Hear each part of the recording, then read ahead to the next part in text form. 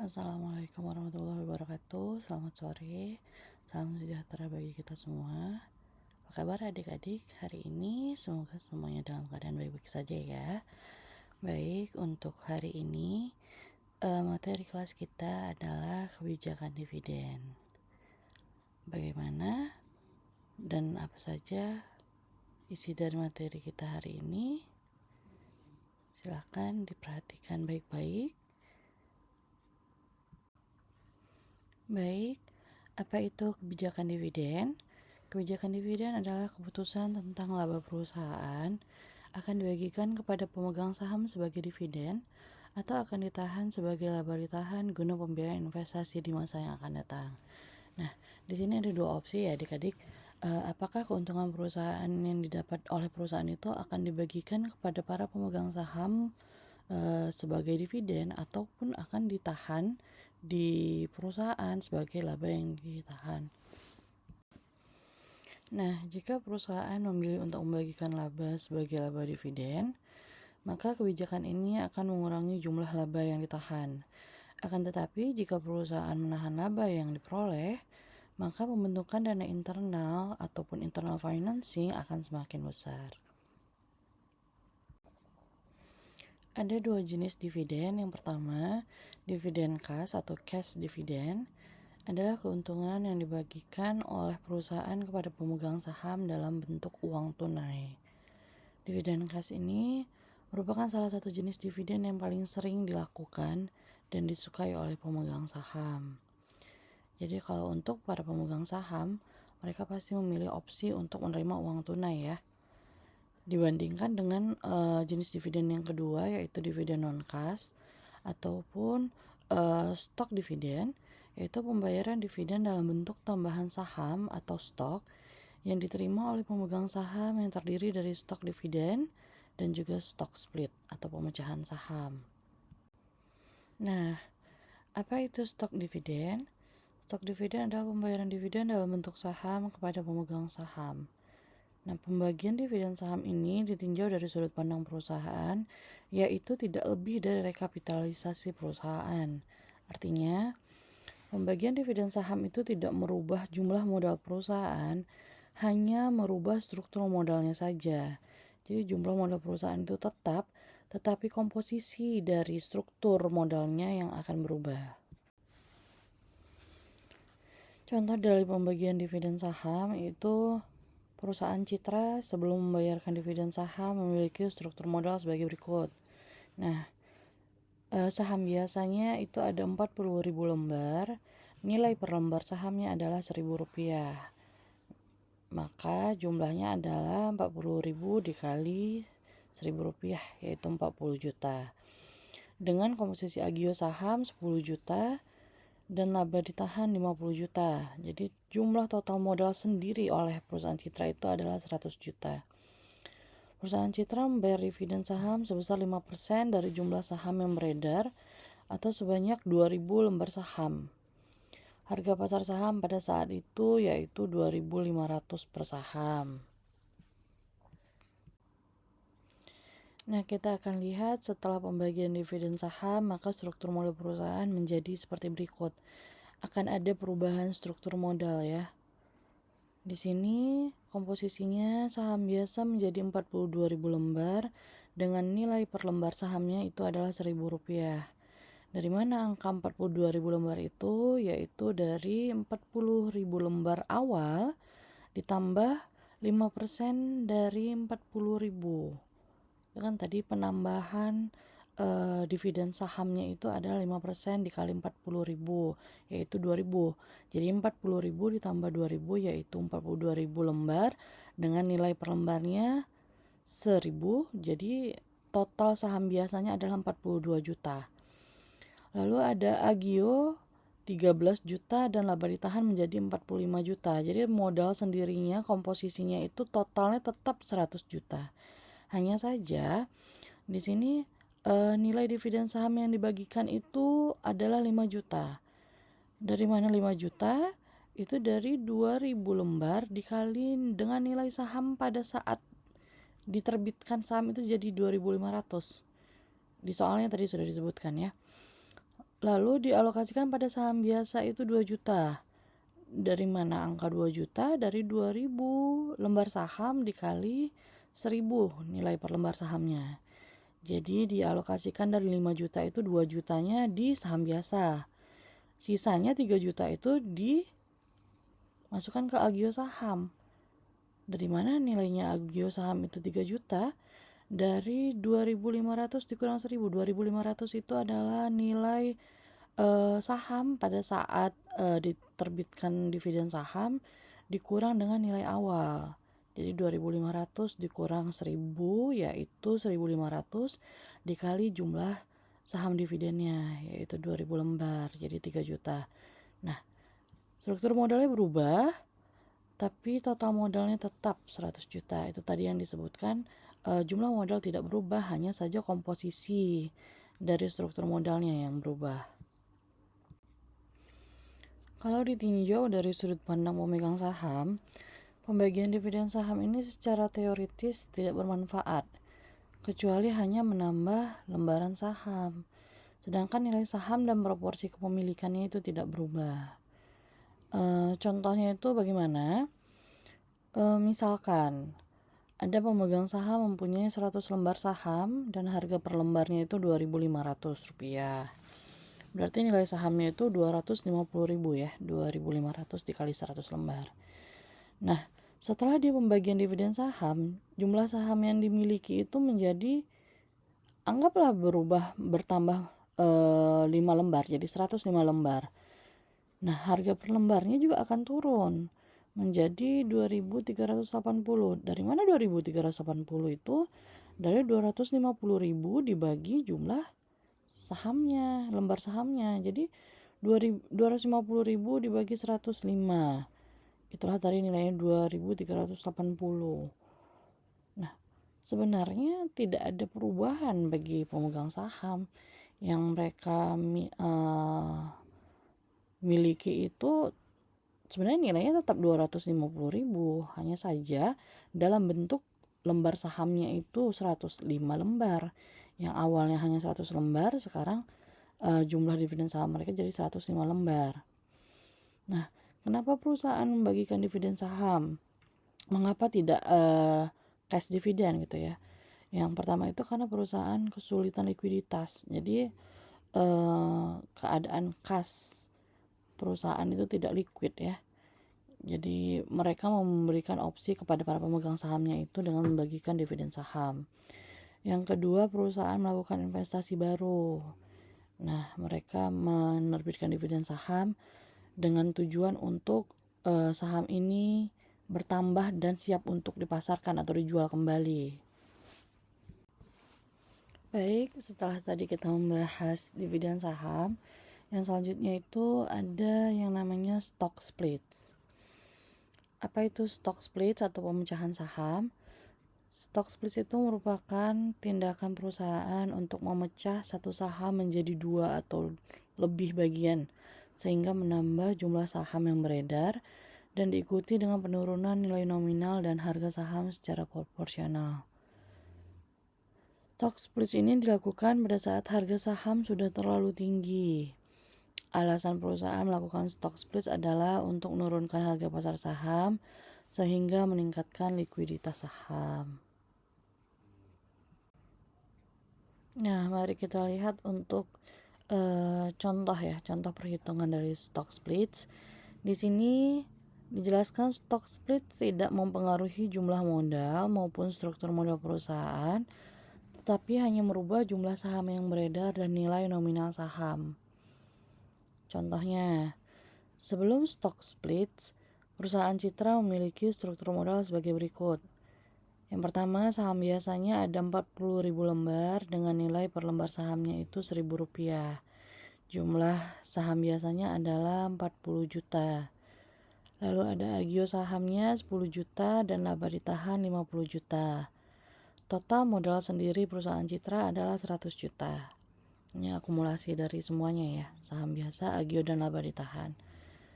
Lalu perusahaan melakukan stock split, yaitu satu saham dipecah menjadi 2 saham.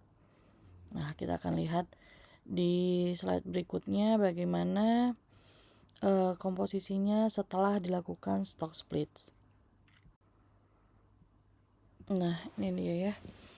Setelah stock split, struktur modal perusahaan menjadi saham biasa yang awalnya 40.000 lembar menjadi 80.000 lembar. Ini tadi yang dikatakan satu saham dibagi menjadi dua. Jadi yang awalnya 40.000 lembar menjadi 80.000 lembar. Nah, nilai awal sahamnya itu kan Rp1.000 per lembar. Dia dibagi dua juga karena sudah nilai lembarnya sudah berubah menjadi 80.000, otomatis nilai per lembarnya juga berubah karena kan totalnya itu tidak berubah ya, tetap di 40 juta. Nah, 40 juta itu kalau lembar sahamnya menjadi 80.000, otomatis nilai per lembarnya yang berubah ya. Jadi 40 juta dibagi 80.000. Nah, nilai per lembarnya yang awalnya 1.000 berubah menjadi Rp500. Lalu agionya tetap 10 juta, laba ditahan juga tetap 50 juta. Nah, modal sendirinya tetap 100 juta, tidak ada perubahan ya jumlah modal. Komposisi struktur modalnya juga tidak ada perubahan. Yang berubah hanya jumlah lembar sahamnya dan jumlah nilai ya, nilai per lembar sahamnya yang berubah. Lalu di sini ada juga reverse split, yaitu tindakan perusahaan untuk menggabungkan dua atau lebih saham menjadi satu saham.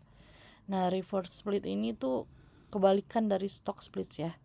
Dilakukan pada saat harga saham rendah dengan tujuan untuk meningkatkan harga saham perusahaan.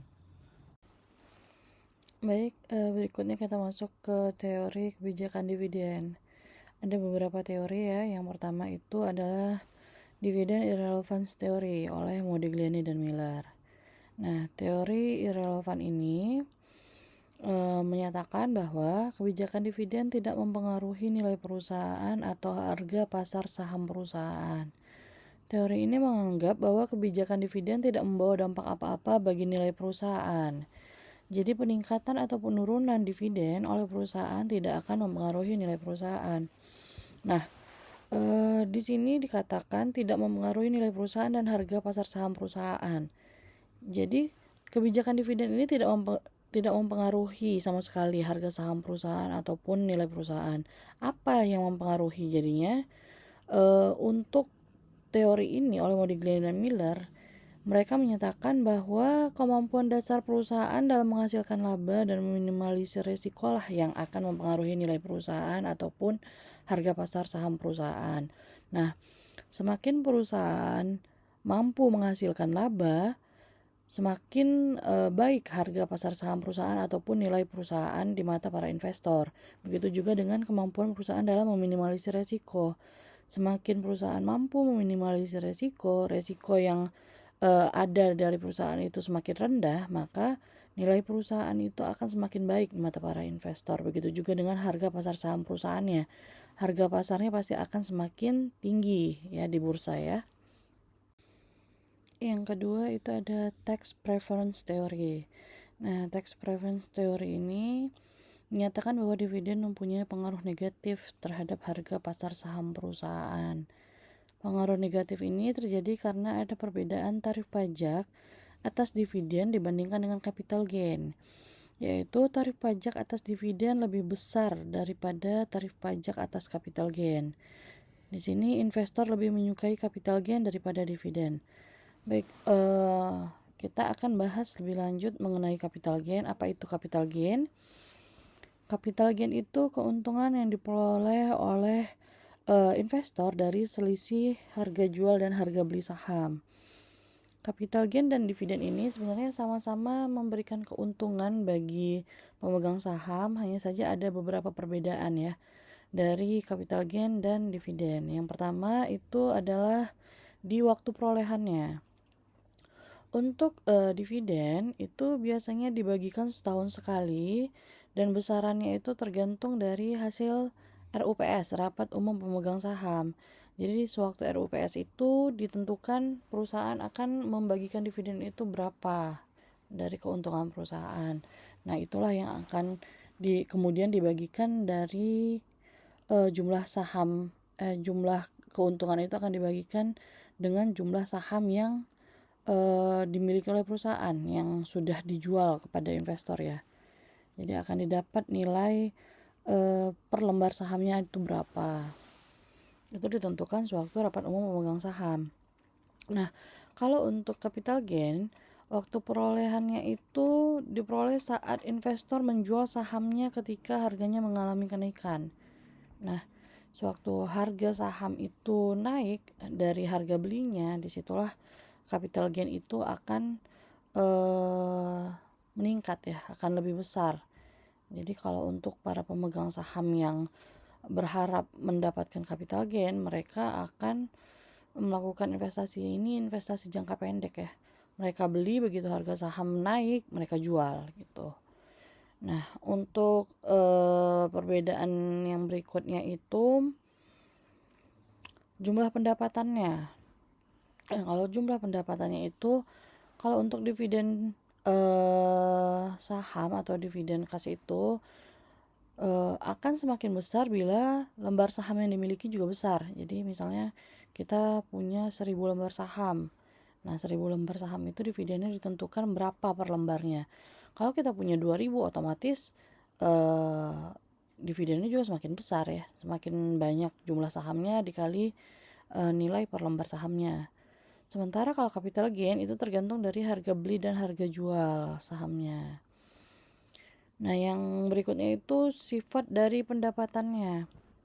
Kalau dividen itu cenderung memiliki sifat pasif karena investor tidak banyak melakukan aktivitas trading. Sementara kalau capital gain itu cenderung lebih aktif karena investor itu menjalankan aktivitas trading dan juga mengasah kemampuan analisis teknikal. Untuk para investor yang berharap akan mendapatkan capital gain itu, mereka melakukan investasi jangka pendek. Jadi mereka aktif ya melakukan jual beli saham. Jadi mereka beli waktu keadaan harga sahamnya itu rendah, mereka beli. Begitu mereka lihat nilai sahamnya naik, mereka analisis apakah kenaikan ini akan berlangsung terus-menerus atau hanya kenaikan yang spontan ya. Naik bisa jadi beberapa saat kemudian akan turun lagi. Jadi bila keadaan itu memang keadaan yang spontan, naik dan tidak ada kemungkinan akan naik untuk seterusnya, mereka akan langsung jual. Jadi keuntungan itu didapat dari nilai jual dikurangi dari nilai mereka beli, harga belinya di awal gitu ya. Nah, kalau untuk dividen saham itu biasanya untuk investor jangka panjang, mereka punya modal yang besar, jadi mereka hanya meletakkan dananya, investasinya itu di perusahaan dan berharap akan mendapatkan dividen. Jadi pasif, mereka hanya menunggu perusahaan yang membagikan keuntungan. Oke, yang berikutnya itu teori kebijakan dividen, bird in the hand theory. Teori ini juga berpendapat bahwa investor menyukai dividen karena kas di tangan atau cash in hand lebih bernilai daripada kekayaan dalam bentuk lain. Argumentasi teori ini bahwa pembayaran dividen mengurangi ketidakpastian dan mengurangi risiko, sehingga mengurangi tingkat keuntungan yang disyaratkan oleh pemegang saham ataupun biaya modal saham. Di sini ada 3 yang perlu kita garis bawahi, yaitu mengurangi ketidakpastian, mengurangi konflik keagenan antara manajer dengan pemegang saham, dan juga efek pajak ya. Pembayaran dividen tinggi akan membuat pembayaran pajak menjadi lebih rendah. Nah, untuk bird in the hand teori ini, investor menyukai dividen karena kas di tangan itu lebih bernilai. Jadi untuk investor, mereka pasti akan lebih memilih ataupun lebih prefer ke kas ya yang dibagikan. Jadi dalam kekayaan dalam bentuk lain ini maksudnya aset ataupun piutang. Nah, yang mereka kejar itu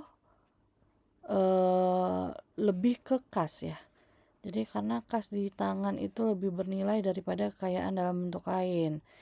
Jadi mereka itu lebih menyukai dividen dibandingkan pembagian dalam bentuk lain. Nah, di sini pembayaran dividen itu mengurangi ketidakpastian atau mengurangi resiko.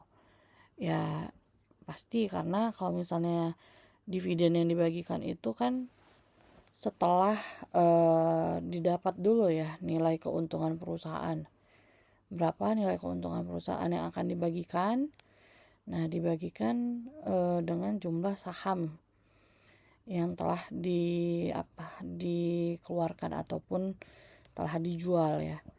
Nah, di sini untuk dividen itu mengurangi resiko ya. Mengurangi resiko itu kalau dibandingkan dengan capital gain ya.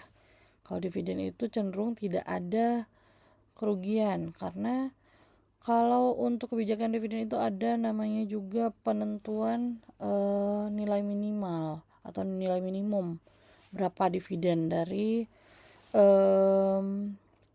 jumlah keuntungan perusahaan. Tapi kalau misalnya perusahaan dalam keadaan merugi pun tetap saja ada nilai dividennya berapa yang akan dibagikan, itu minimum ya. Nah, kalau ternyata keadaan perusahaan itu lebih baik, yang dibayarkan itu nilai minimum ditambah selisih dari kelebihan ataupun surplus keuntungan perusahaan. Nah, di sini juga ada efek pajak. Pembayaran dividen tinggi akan membuat pembayaran pajak menjadi lebih rendah. Di sini korelasinya itu kalau dividen tinggi, pembayaran dividen tinggi itu kan otomatis beban perusahaan ya.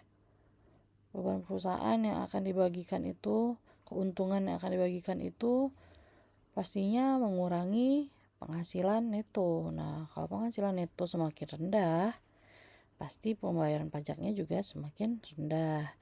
Kalau misalnya penghasilan neto kita tinggi, ya pajaknya juga pasti lebih tinggi karena tarif dikali dari jumlah penghasilan neto. Yang berikutnya ada teori dividen residual. Itu perusahaan menetapkan kebijakan dividen setelah semua investasi yang menguntungkan habis dibiayai. Dengan kata lain, dividen yang dibayarkan merupakan sisa atau residu setelah semua usulan investasi yang menguntungkan habis dibiayai. Jadi setelah tidak ada lagi opsi untuk investasi yang menguntungkan, keuntungannya ini sisa dari setelah diinvestasikan itulah yang akan dibagikan kepada para pemegang saham. Oleh karena itulah dikatakan dia residual ya, dividen residual. Jadi sisa dari dana yang tidak diinvestasikan itu yang akan dibagikan sebagai dividen. Lalu ada teori constant payout ratio. Nah, jumlah dividen per lembar saham yang dibayarkan setiap tahunnya akan berfluktuasi sesuai dengan perkembangan keuntungan neto yang diperoleh setiap tahunnya. Jadi ini dia berfluktuasi sesuai dengan perkembangan keuntungan neto. Jadi semakin tinggi keuntungan netonya, akan semakin tinggi juga dividen per lembar saham yang dibayarkan. Namun kalau misalnya keuntungan neto yang diperoleh itu turun, juga jumlah dividen per lembar sahamnya nilainya juga akan turun. Jadi berfluktuasi ya, tergantung dari keuntungan neto yang diperoleh oleh perusahaan setiap tahun. Berikutnya ada kebijakan dividen dengan penetapan jumlah dividen minimal plus jumlah ekstra tertentu. Nah, tadi sudah sempat saya bahas sebelumnya ya. Itu ada jumlah dividen minimal atau nilai minimal, nilai minimum ya, nilai paling rendahnya. Seminimal-minimalnya itu sekian gitu nilai jumlah dividennya. Jadi kebijakan ini menetapkan jumlah rupiah minimal dividen per lembar saham tiap tahunnya. Dalam keadaan keuangan yang lebih baik, perusahaan akan membayarkan dividen ekstra di atas jumlah minimal tersebut. Nah, kebijakan dividen ini merupakan kombinasi antara dividen konstan dan constant payout ratio yang digunakan oleh perusahaan dengan laba dan arus kasnya sangat fluktuatif. Nah, jadi kebijakan dividen dengan penetapan jumlah dividen minimal plus jumlah ekstra tertentu. Plus jumlah ekstra tertentu ini adalah nilai di atas dari nilai minimal. Jadi misalnya telah ditetapkan dengan keuntungan sekian, keuntungan X lah misalnya. Dengan keuntungan X, jumlah minimum dividen per lembar saham yang akan dibayarkan itu adalah Rp1.000 per lembar. Nah, ternyata pada saat perusahaan sudah berjalan, keuntungan perusahaan itu, kondisi perusahaan itu adalah X ditambah 10 misalnya. Berarti keadaan keuangan perusahaan itu lebih baik ya. Nah, di saat itu juga dividen yang akan dibayarkan itu adalah nilai minimal. Minimalnya itu tadi ada berapa? Rp1.000 ditambah jumlah ekstra tertentu. Nah, keuntungan jumlah ekstra tertentunya inilah nilainya yang akan berubah-ubah tergantung dari keadaan keuangan perusahaan.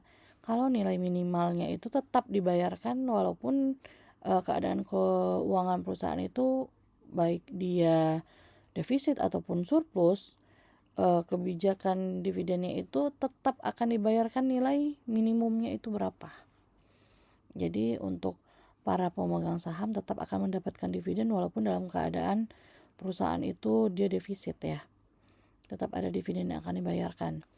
Nah, dividen yang dibayarkan itu nilai minimum, tapi kalau keadaan keuangan perusahaan lebih baik akan mendapat nilai plus jumlah ekstra tertentu. Baik, kita masuk ke pembahasan terakhir dari materi kebijakan dividen, itu ada stock repurchase. Stock repurchase itu adalah pembelian saham kembali sebagai alternatif terhadap pembayaran dividen. Nah, di sini pembelian kembali saham dilakukan jika perusahaan mempunyai kelebihan kas, sementara tidak ada lagi peluang investasi yang menguntungkan. Perusahaan dapat menggunakan kelebihan kas untuk membeli kembali saham yang beredar atau dibagikan sebagai dividen. Pembelian kembali saham yang beredar diharapkan dapat meningkatkan harga pasar saham. Nah, di sini apabila perusahaan mempunyai kelebihan kas, sementara untuk investasi yang menguntungkan sudah tidak ada opsi lagi ya. Semua peluang investasi yang menguntungkan itu sudah dilakukan, sudah diisi. Nah, kelebihan kasnya itu dapat digunakan untuk membeli kembali saham yang beredar. Nah, saham yang beredar itu kan kepada para pemegang saham ya. Jadi perusahaan menawarkan untuk repurchase, stock repurchase kepada para pemegang saham. Apabila ada pemegang saham yang mau menjual jumlah sahamnya atau lembar sahamnya kepada perusahaan, perusahaan akan membeli kembali. Nah, tujuannya itu apa? Jadi semakin tinggi pergerakan pembelian saham ya, itu akan memberi sinyal kepada para investor lain bahwa saham perusahaan ini itu merupakan saham yang diminati, saham yang disukai oleh para investor. Nah, di sini diharapkan akan meningkatkan harga pasar saham. Jadi karena dia telah memberikan sinyal sebagai saham perusahaan yang bagus gitu ya, pasar akan menangkap kesempatan ini untuk ikut membeli saham yang akan dijual setelah mereka beli kembali dari para pemegang saham yang lama. Setelah harganya naik karena banyak permintaan dari investor-investor yang lain, mereka akan jual kembali dengan harga pasar yang lebih tinggi. Nah, meningkatkan harga pasar saham, disitulah dia relevansinya ya. Jadi setelah nilai pasar sahamnya itu tinggi, mereka akan jual kembali. Nah, itu akan ada keuntungan bagi perusahaan. Selain citra untuk perusahaan itu, dia berarti kinerjanya, mungkin kinerja keuangannya yang akan dianggap baik bagi pasar saham. Sekian untuk materi tentang kebijakan dividen. Kalau ada yang mau ditanyakan, silakan. Kita akan buka sesi diskusi kepada adik-adik sekalian yang mau bertanya. Dipersilahkan.